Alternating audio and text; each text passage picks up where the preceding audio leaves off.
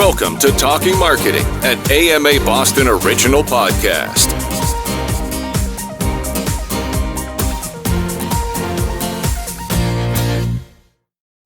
Hi, everyone, and welcome to Talking Marketing, an AMA Boston original podcast series keeping marketers in the know. I'm Chris Goodnow, VP of Content Marketing for AMA Boston, and today I'm thrilled to be welcomed by Pushpa Aithal, founder and CEO of MarketBeam, an AI-driven social media amplification platform that utilizes untapped social networks of executives and employees while maintaining control of corporate messaging.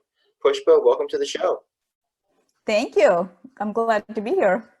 Yeah, we're excited to have you on today. I think it's a great time to be having this conversation with you. You know, obviously the COVID-19 outbreak has forced businesses to shift to remote working, and we've seen a large spike in social media posting and engagement because of that. I know you have a lot of interesting data to share with us today, but before we jump into that, I thought it'd be good for you to kind of tell us a little bit more about your background and how MarketBeam started. Yeah, that would be interesting. First of all, thanks for inviting me here, and then I'm super excited to be here talking to your community. I started my career in technology industry, predominantly in cybersecurity. So when I saw a need for social media efficiency within marketing teams and then how they were managing social media, it was very similar from large companies and startups and then everywhere. And then there were, the processes were not optimal. So when I saw this need through my cybersecurity lens. So there were, there were security issues and then compliance issues within social media management too. So that's how MarketBeam was founded. I founded MarketBeam to provide a very safe and secure environment for all employees to share corporate content, and they're protecting both brands and employees at the same time. That's awesome. Yeah, my firm that I work for outside of AMA, we started using MarketBeam probably about 8 months ago now. And one of the initial conversations I had with you, Pushpa, before we started using the platform was an issue we were experiencing was not everybody within our company was posting on social as regularly as we'd like. We have such great content, and we just saw an untapped potential to reach a much larger audience if the rest of our company could be posting. And, you know, since we started using MarketBeam, we've had just about everybody in the company posting on a regular cadence, and we've seen our website visitors drive up directly from social since we've used it. So it's definitely a great platform. I can vouch for that. Shifting back to the trends we're seeing right now, since the outbreak, it's kind of hit the US, more employees have started working remotely. And because of that, we've seen a huge spike in social media usage and engagement. I saw a recent Forbes article of 25,000 users or something like that across like 30 different markets. And it showed that engagement had increased just about over 60%. I think it was like 61 or 62% compared to normal usage rates, which is a huge jump in just such a short time frame. So I'm curious to hear from your perspective how you and your team has seen social media behavior change since the start of the outbreak. Yeah, I completely agree that this virus is breaking the internet, right? So we're all using internet so much, and then in general for personal use and then also professional uses. Right, so Microsoft announced that LinkedIn is up by just the engagement is up by 26%, just LinkedIn by itself, right? So we got curious and I wanted to see across the industries that we serve how customers are doing. Is the content increasing? Is the engagement increasing? Is there a correlation between content and the type of content that they do? So the first thing that we saw is okay, let's just look at engagement data based on the social networks themselves. On the left-hand side, I'm sharing here a graph. This is based on, again, our own database, again, predominantly tech, healthcare, and financial industry, and then also some communities. So we see that we took a look at week-by-week data in 2020, starting January. So you see that there is a huge spike on first week of March. So that's what you're seeing. So we saw about like over 200% increase overall on Twitter engagement. So it took an uptick on first week of March, and then it continued to increase. And then on LinkedIn, we saw a little bit different, but again, it's on first week of March, we saw a huge spike, over 150% increase. And people were probably very curious, and then they had time, and then they wanted to see how their other brands are doing. And then since then, it has stabilized a little bit more. So, but it's still about 84% up compared to what we saw in January and February, but it has stabilized over a period of time. But some of the companies are actually completely changing their audience, right? Their audiences are changing, the content is changing, the time of the day of the week, when people are looking at content, what are they looking at? Again, these algorithms that are built by these social networks, they're all breaking because they do not work anymore, because people's behavior are changing every day because our lifestyles have changed. You know, that's what we see, and then it's reflected here in this graph as well. And just a quick question, maybe you can just clarify for our audience. When you say Twitter and LinkedIn engagement, does that mean engagement as in users engaging with posts? Does that include companies and marketers actually posting, how much they're posting content? What do you mean exactly by engagement? So the content correlation with engagement is also, so first of all, that's your first question, is the content also increasing, right? So the content absolutely is increasing. Again, because there are not many avenues out there. Because all the budget and focus and strategy is all moving virtual and online. So that's why you see more content on social media. And engagement here, what we measured is both impressions and then also actual click-throughs themselves.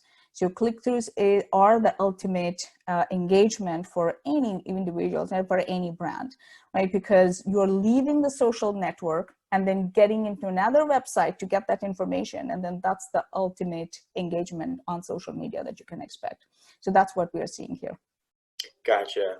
Yeah, this is all very fascinating. It's a great point that you just made about the different times, because that's something, you know, my firm outside of Bates has always been very conscientious of. Our marketing team, when we're posting, you know, there's like the age-old, there's like the morning time, mid-morning when people are kind of looking, it's their social media. There's like the lunch time when they have a little bit of downtime and they're on their phones, and then there's the after, you know, after 5 o'clock, like 5 to 7, I think the window is somewhere in there where people are really actively engaged on social. So that's really interesting to see how that's changing. On top of that, is there anything that you're seeing changing right now in terms of, or any trends you're seeing regarding what types of content are resonating with audiences? Are you seeing maybe videos are being engaged with more? Is it blogs, maybe podcasts being posted? Is there any certain type of content that you're seeing that's resonating more with audiences? Yeah, there's a difference there too, right? And then change in behavior again. So I want to give you one quick example of our own customer. So this is an Australian company who has a catering business to offices. Just think about how many changes that business had to go through because of COVID-19, right? Because first of all, there are no offices. People are not going to offices, and they do not want to eat food from somewhere else, prepared by someone else. So it's completely, they're still in business, but they had to change their strategy completely. Their audiences are different, their platforms are different, their content is different. Everything is changing, right? And so that's what we see here too. But first of all, I want to make sure that, like, you know, the content here, what we see, first of all, content is created internally and then based on the content strategy mostly, and then blog posts and then videos and all those things in the past. But making news has become very, very difficult in these times, right? So that's what we see as the top content, because news is not easy to make, though there are a couple of customers that we saw that they made acquisitions during this time. Probably they were working on it in the past, but that news was on the top. But we saw another example of one of our customers where, you know, making news is hard, But at the same time, they got very clever and then put something, I'm sharing here one of their LinkedIn posts. They say that, hey, we haven't laid off any employees. That itself is news right now. So they got really clever and then they got super good engagement on that. So any type of news about corporations and then about how you're helping the community or how you're helping your own employees, and any news that comes around the corporation is gaining a lot of engagement. And then webinars are on the rise, and then there is a lot of content. There are a lot of people trying to do webinars because, again, there is a lack of engagement on other platforms. So that's why they are putting their resources and effort into webinars, but it's still on the go. There is a lot of noise, but yet this is getting very good attention. And then to your point, yes, videos do get attention, but I want to make sure there's one thing, right? So videos earlier was edited videos and then composed by designers. Now it has changed. Right, so we're just sitting in our living room and they're making videos, and that is more authentic, and then that gets more engagement.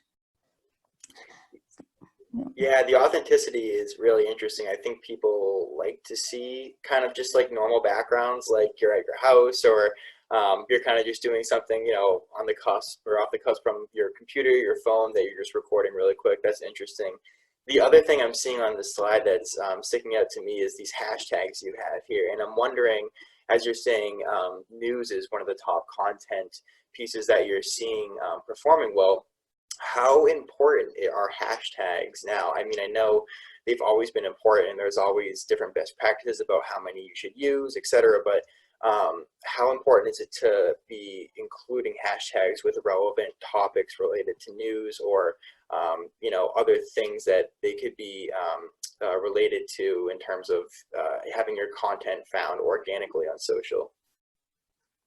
So organic social and advertising social both are increasing, but the organic is increasing even more, right? Because again, companies are being very conscious in spending ad dollars. So that's why organic.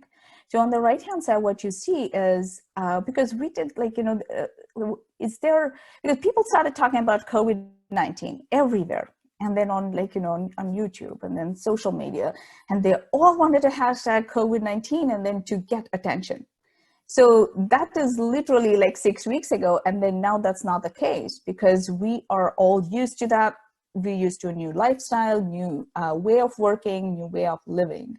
So the COVID-19 hashtag, though it peaked in March, it's coming down. And then it's very similar to working from home, because again, we are all already used to that lifestyle. So what in people's mind are like, what next? Okay, we understood COVID-19. Yes, this is the way that we're going to live for a couple of more months, at least, if not longer. And then what next? And then how is our next quarter going to look like? How is our next calendar year going to look like? And how our businesses need to change? So that is the difference. I mean, that's why, I mean, though you focus on COVID-19, but the engagement on that hashtag is coming down. I wanted to make sure that people think about what's next. Yeah, that's interesting. It sounds like it's kind of going back to the authenticity piece of it that you mentioned earlier, where it's not really about you know, COVID-19, like you just said. It's such a big hashtag that it's old news now, that people probably aren't looking for that as much, and it's probably more about trying to cater your hashtags and your content on social to your audience, because that's who you want to connect with you, right? Absolutely. Yep. What next is the question. Yeah, exactly. Well, you know, as we kind of just alluded to, a lot of marketers have been forced to adjust their strategies due to budget constraints, obviously by the outbreak. Me being one of them, my firm had we had a little bit of a bump originally planned at the start of the year in our marketing budget to do some things and tackle some different objectives, but we've kind of had to cut back and rethink our strategy a little bit. And as you mentioned, the data is showing now that there's an increased level of engagement and user activity on social media since the start of this outbreak. And according to that data, it would appear that marketers should be putting a lot of focus onto their social media strategy if they hadn't been doing so already. So how should marketers be thinking strategically about using social media these days? The word strategy that you be highlighted, right? The reason I say that is, and many companies, even we see, is they start social media as an afterthought tactic. It's not a strategy, right? So we have content strategy, and then where else can we get more eyeballs? And then we put it on social media. So that's the absolute no. So if you don't have a strategy, have a strategy. So that is the first point, right? So then retesting the market would be the first thing that I would recommend. Because again, we know our audience, we knew how they behaved, but now it has all changed. So it's different. Yeah, that's interesting. It's very different, and then we got to retest the market, right? Yeah. So social listening is the first thing. So geographies of your audiences have changed, and then again, the hashtags that they look at is changed, and then probably even the product lines that they're looking at and how they want to interact with your brand is different. So that is the first first strategy to look at. Employee advocacy is easy to implement, especially at this point that people are looking for more engagement on social media, and then they want to look at increasing their own social networks. So that is another strategy. These are the resources that are already available to you. Right? So these are the networks of very powerful, again, both executives and then also colleagues. So that's another strategy to implement. Again, it's organic, it's free, it's long lasting, it's consistent. So that's how you build authenticity, again, authenticity, authority about the content. So, and then other thing is make sure your executives are active, because again, there are not many avenues, there are no conferences happening this year, right? So we even heard that when Germany canceled their Oktoberfest, which they've never done it. So they did that this year. So there are not going to be any conferences. So let's make sure that executives are involved in marketing, because marketing is playing such a big role now, even more than ever before, because they are the ones that are close to audiences, not the sales. It's very hard for them to be in front of new audiences and then sales and then keep them attentive. So marketing is the one that has to provide this information back. And one more thing that I want to mention here is marketing is, of course, one of the goals, is major goals, is demand gen. So demand gen is very hard during these times. So first of all, let's make sure that there are salespeople that are trained to keep just the deal momentum going, and then help your customers, and then keep those customers happy. And then that would be one of the first goals, since generating new revenue, new customers is going to be hard. Yeah, that's I'm really glad you just made that point about the importance of marketing in a time like right now. That actually leads nicely into a question I was going to ask you about that, because I think during a time like this where a lot of companies are cutting back on spending and rethinking what they're spending on, some businesses might not see the importance of putting the time and money into building their social media strategy right now. But I think what in the minds of some leaders, they might be thinking, if conversions aren't happening, what value does investing in social media bring? But as you just said, this is probably a more important time now than ever to really be thinking about your social media strategy, during the outbreak and post pandemic. So how important is it really to be creating those connections right now, even if there's no immediate ROI to show? So I recommend, again, looking at this in a completely different sense, right? So even the campaigns should be different. It is reaching out as one thing, and then do we see the ROI right now? Maybe, maybe not. But how do we help them now so that they keep us in mind, all right? So there are many companies that are trying to give away products, or just try to think your campaign completely differently. Do you want more educational pieces, more trainings, or something that your audiences can use today? What are those recommendations?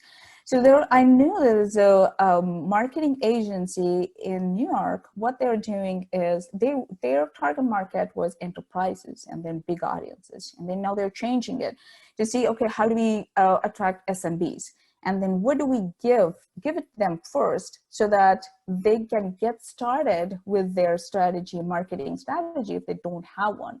What are the 10 things that you do? And then we are giving that away for free. Earlier, they used to charge for it. Now you give it away for free a little bit, and then see if they like it, they come back and then they buy it either today or like in a quarter or so, who knows. So just giving away something and then getting them started. So, and then also we want to see that, there are budget freezes everywhere. That's what you see, right?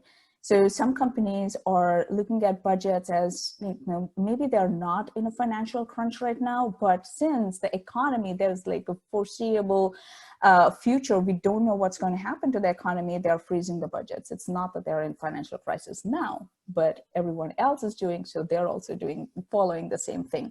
So in this time, just the business recommendation that I want to give is like, look at your subscription plans. Or you're doing yearly, make it monthly, or come up with payment plans or something that helps them to get their attention. Again, they may not convert today, but they will convert soon. Yeah, exactly. It's really just setting yourself up for long-term success. If, even if there's not going to be an immediate, return on investment right now with your social strategy, it's, after the pandemic when companies do have their budgets back again and they are willing to spend on, things that they might not have been willing to spend on right now. They're going to be thinking of your company. You're going to be top of mind for them. As we're on this topic of budget constraints and what to be spending on, I'm just curious to see if you've seen any trends with online advertising on social. Have you seen that dip a little bit? I'm sure it's probably different for B2C and B2B. I'm sure there's some differences there, but have you seen any trends with how companies are spending, or if they're actually, spending more or less with advertising? So advertising engagement has gone down, and then so is the pricing too. So if you look at your own brand, sometimes like, the budgets that you need have reduced as well. And then even the engagement has reduced in correlation with that. So one of the customers that we talked to, it is a cybersecurity company. They were looking at both their organic and then this ad following on LinkedIn, and then engagement on LinkedIn. So that they saw that the huge drop in the ads. Again, it's like, they're spending less as well, but the engagement is also less at the same time. But if you have the right content, if you have an efficient process, organic definitely pays off at this point in time. Yeah, super interesting, especially since, like we just said, user activity and engagement is up way more than it was before this pandemic. So organic might be the way to go for now. And but that is interesting that, the advertising prices has dipped a bit. It makes sense, but it's interesting to see if people will, jump on that opportunity there. You just touched on this slightly from the sales perspective of all this, but what are some of the internal processes, things like social selling and sales enablement, what internal processes like those need to be updated? So marketing and sales have always worked together. They work together, but it doesn't mean that they're on the same page always, right? So we're always in the different pages. But now it's more required than any time before, is that we are on the same page, and then also marketing helps sales in every step. Just think of it like they're driving with their windshields closed. So because they do not have any inputs from the industry, any inputs from new prospects at this point. Again, going back to all these conferences, either getting canceled or becoming virtual, collectively, they're missing the opportunities of meeting hundreds and thousands of people in person and then hearing about what's happening in the industry. So all those opportunities are lost. And then at the same time, marketing has insights and visibility, and there is more engagement. And that brings marketing teams even more responsibility to guide sales in that whole process. So just share those insights. Share those insights more than ever before. Many times what happens is marketing insights are used to use for marketing strategies and then to improve marketing strategies, and then it wouldn't translate to sales insights. So make sure that you share those insights with your sales. Again, going back to my point about what are those product lines that are doing better now compared to others. So for example, again, like, virtual or cloud products, cloud apps are doing actually better compared to others. So just focus on that and then give those insights back to them. And then also just get them up and running on any virtual things. So again, social media being one of the biggest ones. If they do not have the training, just get them trained on it. And then how to use social media, even starting from like, does your profile look fine? Can it be improved? And then do you have a picture on LinkedIn? And then do you look authentic? Do you have all the keywords in your profile? And then provide good content to them so that they can reach out to people. Just train them. And then also one more thing that I want to tell you here is, again, we're going back to conferences where the opportunities are lost. There are virtual events, and even still people are figuring out how to make sure that we have those connections. How do we reach new people? How do we make those connections? So individual conferences are using different tools on different apps. And then you figure out, being marketers, we got to figure out what are those tools that they use and train these people on them. How do you connect virtually with all those attendees? Just make sure that you pass on that information to sales so that they have that opportunity to connect with new people. Yeah, I love the point you just made about, things like the little things you don't really think of or probably aren't top of mind when you think of your social media strategy, like making sure your profile is intact and up to date. It really kind of just enforces that idea that this needs to be a buy-in from your entire company. This isn't, social media and social strategy isn't something that marketing they might own it and implement a lot of the ideas within it, but you really need to have, everybody across the board within your company kind of bought into everything to ensure it's going to work and to ensure you have a strong brand presence on social. So that's super interesting. I'm glad you brought that up. Another question I wanted to ask you was, what are some tactical tools and technologies that can be used during this time of social distancing? So I saw this, one of the graphs from Neil Patel on the right-hand side. You see that is on SEO. So very interestingly, different industries, of course, behave always differently, right? And then with this COVID, you see that only the two lines that are up are food and healthcare. Everything else is down. So again, going back to everything moving virtual, both marketing and others, is, okay, there are two big avenues. One is SEO and then social media. So it looks like SEO is not really doing well in most of the industries. So again, then we are coming back to social media, right? That's why there is more emphasis. And then you heard about it, and then we saw in our own database that engagement on social media is increasing, but it's not translating into SEO. The same thing is not translating. So again, what I would suggest is get an employee advocacy thing implemented, because you saw, right? So you saw great results, but now it's almost necessity. So what happened is, I'll give a very quick example of one of our customers who is in financial industry, and they help people get loans. They sell loans.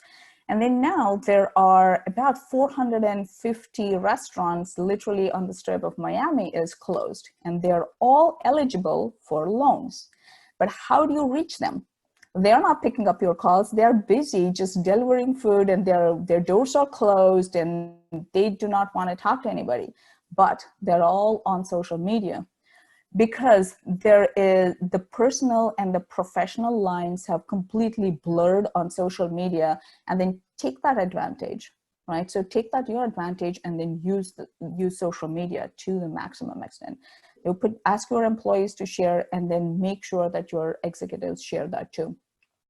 And then again, measuring the ROI is very important, and then adjusting the campaigns going forward.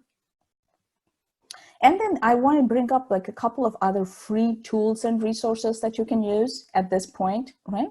So Skillshare, for example, is giving 2 months free classes, unlimited classes. Go take any classes that you want to learn more about, and then this is the time, right? So this is the time to learn more. And for example, like I'm learning Spanish at this time that I have, like, I want to remember, hey, I have some time, and then I want to learn something new. So I'm just learning Spanish. And there are virtual conferences, they're all free. So make sure that you make use of those things. And also contact them to see how you can participate, how you can get the speaking opportunities, how your sales can participate, how your companies can participate. So these are all free. So, and then I want to also mention that, we at MarketBeam are giving a 2-month free trial during this COVID. Especially for healthcare and pharma, we prioritize, but this free trial, which we use to, again, like, this is something new that we are doing, and this is our contribution to community and the period that we're all going through.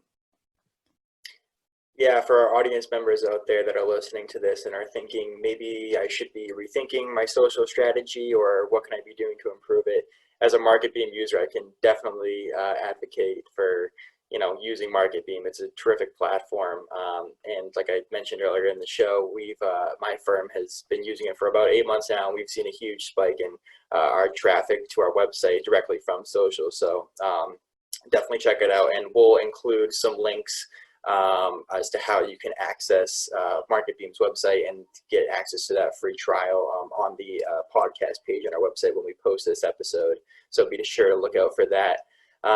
Pushpa, I know we're coming up on time here, but before we wrapped, I just wanted to give you the floor to see if there's any parting words you have for our audience, maybe any other tips you wanted to share on improving your social strategy, or anything that you'd like to leave us with today. Again, rethink your strategy, retest your audience, and then even the hashtag strategy should be retested and then revisited. Do not continue to do what you are doing, and then do not stop doing what you are doing. So continue to do. If you don't see the ROI today, you will see it in the next quarter.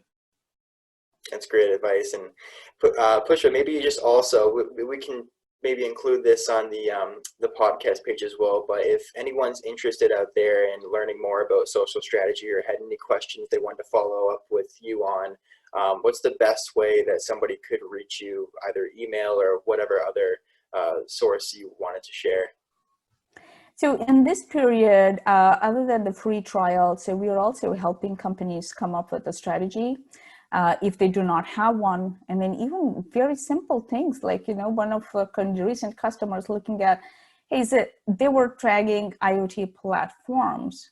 So just use the hashtag IoT platform, which has a lot more followers compared to the S, remove the S. So things like that will hugely improve. So we've been helping any new customers with a strategy, and then also this 2-month free trial. And you can reach me directly at pushpa@marketbeam.io, or hit me on LinkedIn. All right, and we'll add your email and our LinkedIn connection to the podcast page. Well, Pushpa, thank you so much for joining us today. Really had a great time having you on the show, and we hope to hear again from you soon. Thank you so much for inviting me. Thanks. Bye.